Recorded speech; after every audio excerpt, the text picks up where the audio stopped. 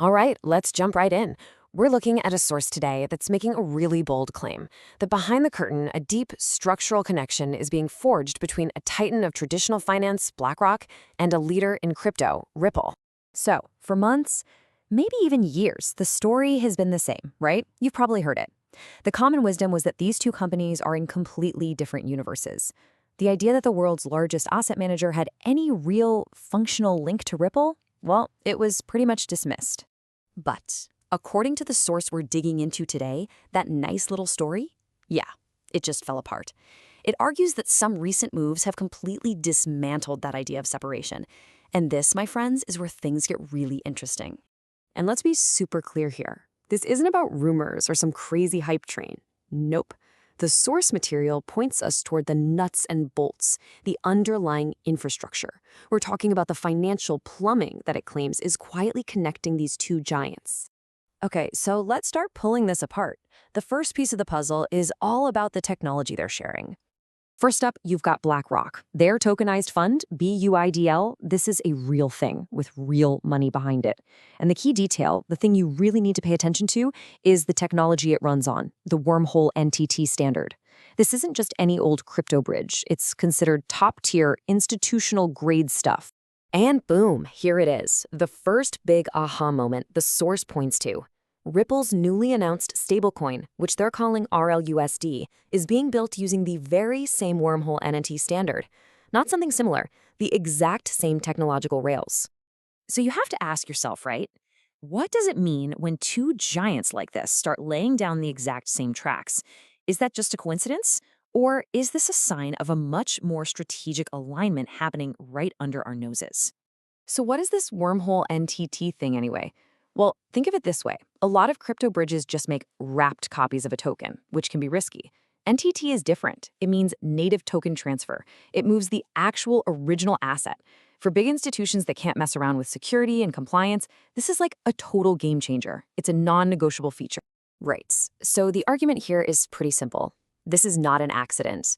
This is presented as a quiet, intentional move. It's two massive players picking the exact same set of high-security pipes to move value around. But hey, ShareTech is just one piece of the story. The next piece is maybe even more important, the compliance layer.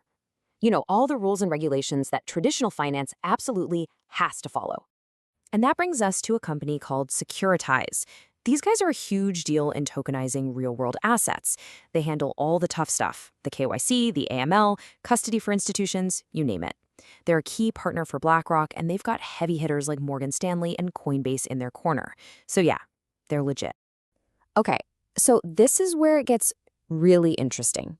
The source points out that Ripple didn't just, sign a simple partnership deal with Securitize. The connection goes way, way deeper than that. And here it is, the big reveal. Ripple didn't just partner with Securitize, they invested in them. And that's a huge difference, right? A partnership can be for marketing, it can be temporary. An investment, that signals a deep, strategic, long-term plan to weave their systems together. All right, so we've got the shared tech rails, we've got the shared compliance layer. Now let's put it all together and see the big picture that the source is trying to paint for us. To really get why this stuff might be happening without a lot of fanfare, you have to understand there are two different worlds. There's the retail world, which is all about hype, big announcements, and price speculation. And then there's the institutional world. They couldn't care less about that. They care about planned integration, real utility, and building the boring but essential rails for trillions of dollars to move. And this is where it all comes together in this brilliant loop. Check this out. Step 1. BlackRock brings the assets and Securitize makes sure they're compliant. Step 2. Wormhole acts as the bridge, moving those assets natively and securely. Step 3. Ripple and the XRP ledger slide in to provide the settlement layer. And finally, Step 4. XRP itself is right there, positioned to provide the liquidity to make the whole system run smoothly. And a source really hammers this home with a killer quote. This isn't just a bunch of random events. It's a planned convergence of infrastructure. This is the plumbing. And as they say, pipes are what make trillions move, not hype. Okay, so if this is really happening, if this plumbing is truly being laid, what does it all mean? What are the implications? Well, we're talking about a massive, and I mean massive, shift in finance. The number is just staggering. trillions. The market for tokenizing real-world assets isn't some tiny little corner of crypto. We're talking about everything. Real estate, private funds, you name it. Trillions of dollars of value waiting to move onto the blockchain. And so the main argument here is that the real winners in this next phase of finance won't be the ones with the most hype. The value is going to be driven by who owns the plumbing, who dominates settlement, and provides actual real-world utility to the system.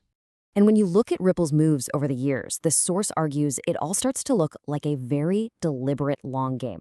We're talking over 70 licenses around the world, a laser focus on compliance, investing in key players like Securitize. They've been building this full institutional stack, piece by piece, for years. And look, this isn't just someone's interpretation. The source pulls this quote directly from Ripple's president, Monica Long, who basically spells it out. Their goal is to connect all these new digital assets to traditional finance in a way that makes them, actually useful in the real world. So this really changes the game, doesn't it? It suggests that the questions so many people in crypto ask, which coin is going to be hot next, might just be the wrong question entirely.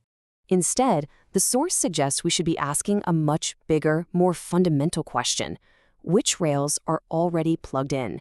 Because the argument is that the future isn't about who's making the most noise, but about who quietly built the infrastructure that's already connected to the global financial machine.